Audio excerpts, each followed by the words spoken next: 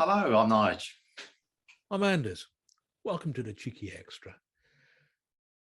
What do you got, Nigel? What are you going to be drinking? Well, before I show and tell, Okay. we've just been recording some low or no alcohol episodes.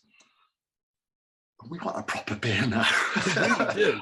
Although they were not bad, I want proper beer. The beers have their merits. They really do. But yeah. So go on. So I've got it's Firebird, which is from, I can't really see it there. It's from Corinium Ales. They're based in Cirencester. I had their You've had a porter the other day. You did, yeah. This is a deep-bodied, traditionally malty red ale. Lovely. Which, sorry, ABV comes in at,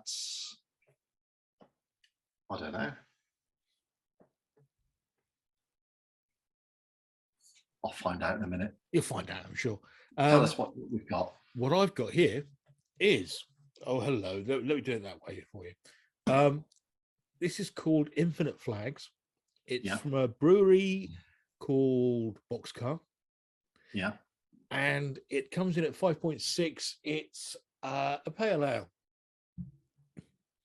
I've had a Boxcar beer before. I'm sure I have. Yeah. This is 4%, this one. Oh, is it? Right, lovely. Okay. Shall I'll get... You want to do your beer can first? Shall I do mine first then, shall I? Okay. Let me get my glass ready.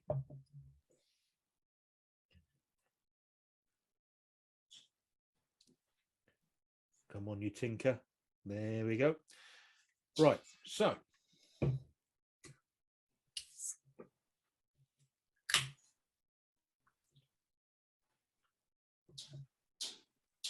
There we go. I'm slightly worried about this.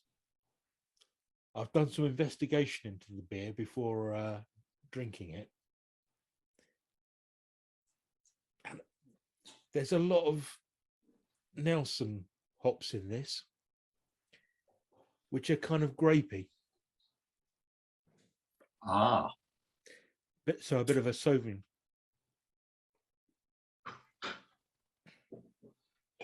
But there we go. But it's a lighter drink. It won't be as quite as.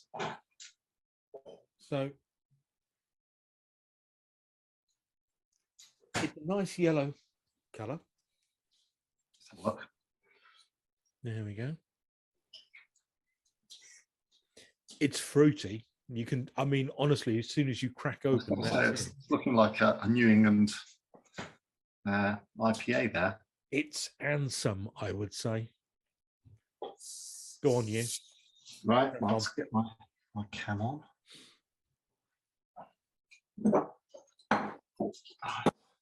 A box condition beer, I think.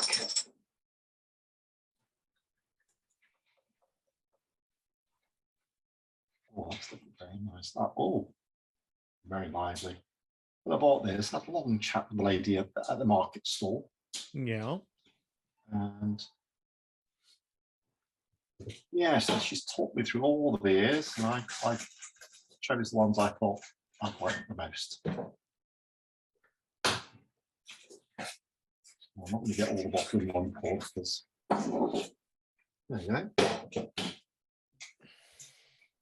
I'd say it's not excessively red. It's just a darker, best bitter look, I'd say.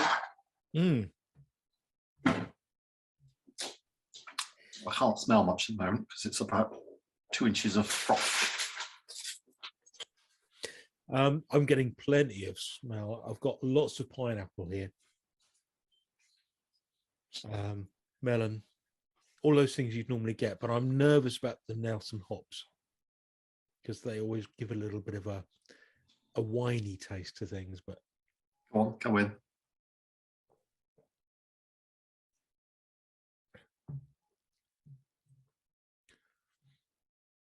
Ooh. It's nice right up until the end. And then those Nelson hops come in at the end and just give it a bit of a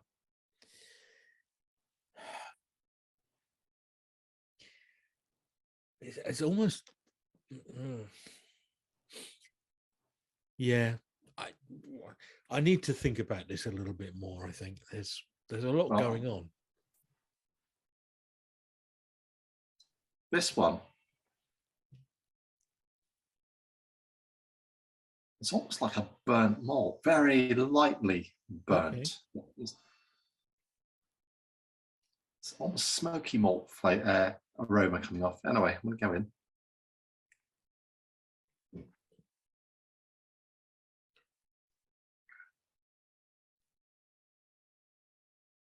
Oh, that's not what I expected. It is malty, as it said in the bottle. I'd say it's got a very light smoky malt, but it's light. It's 4%, but it's usually when I get an overly smoky malty, it's like I'm not a huge fan of. Okay.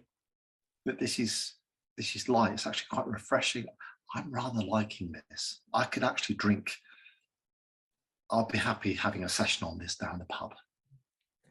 I have to say, this is a tale of two tastes.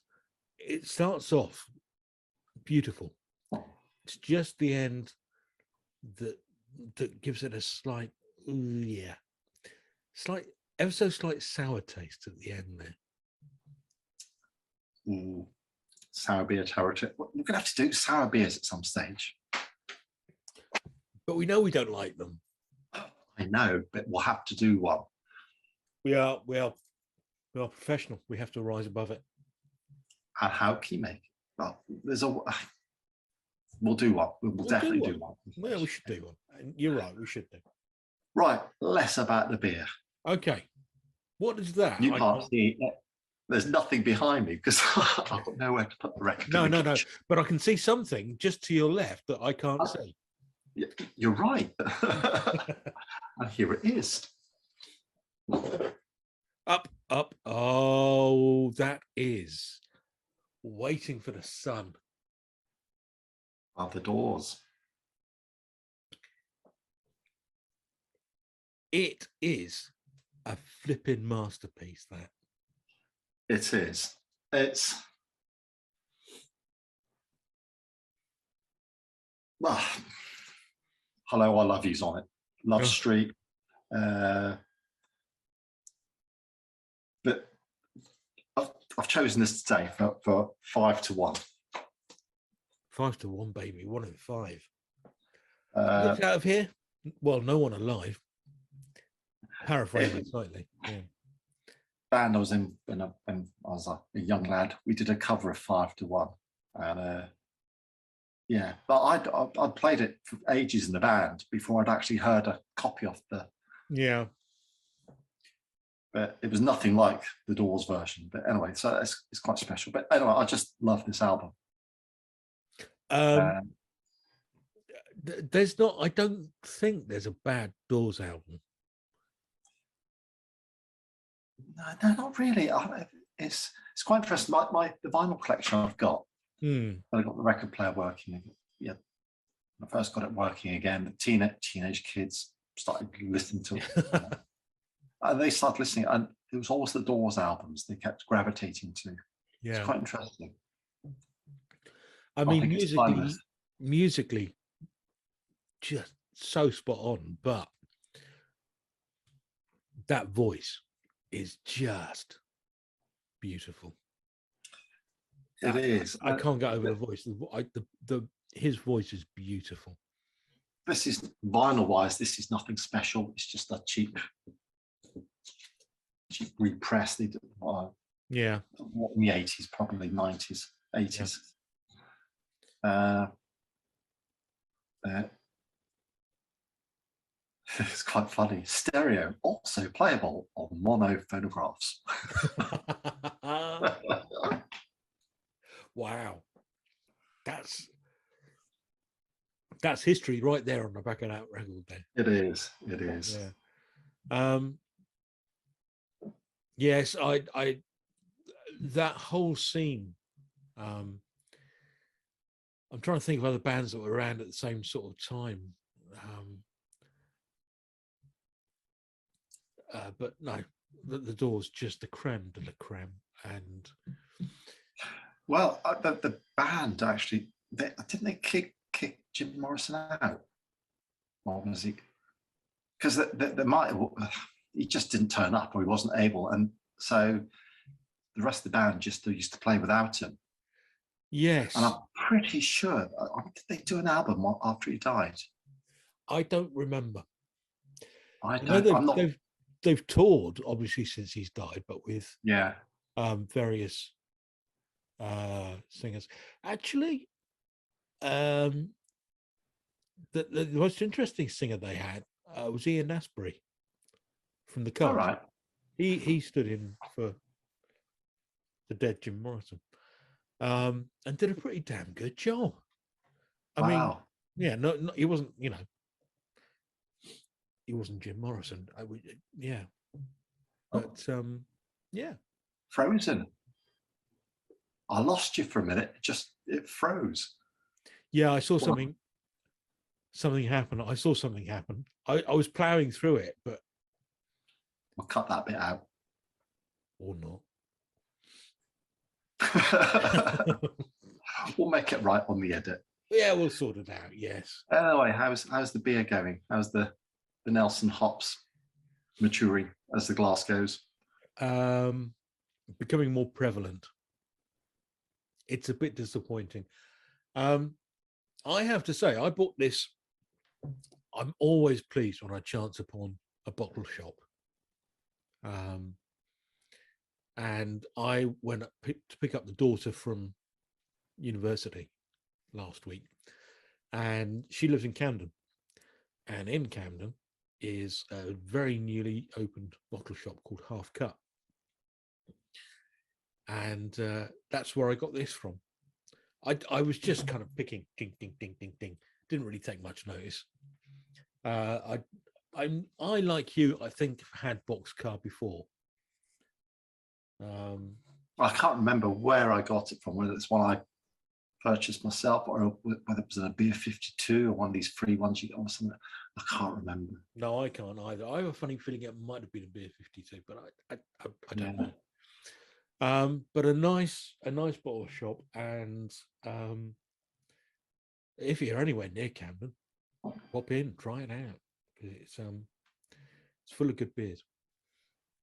Well, I'm just chugging through this like nobody's business because it's light, it's easy drinking. Jimmy, man, it's nothing special to write home about. But if you're in the pub chatting, you could just drink this all night. 4%. It's not going to damage you that badly. If you were to ask me, am I going to go back to this? Probably not. No. It really does start off so well. That's why I'm left in a it's a bit of a dichotomy. You got such a beautiful start, and the end is just taking the edge off it. Just not. Would you say it's the flavour, or is it the balance of the beer? I think it's the flavour. I think it's a well-balanced beer. I think this is what it's just you reacting to that. It's personal taste, yeah. It is. That's all it is.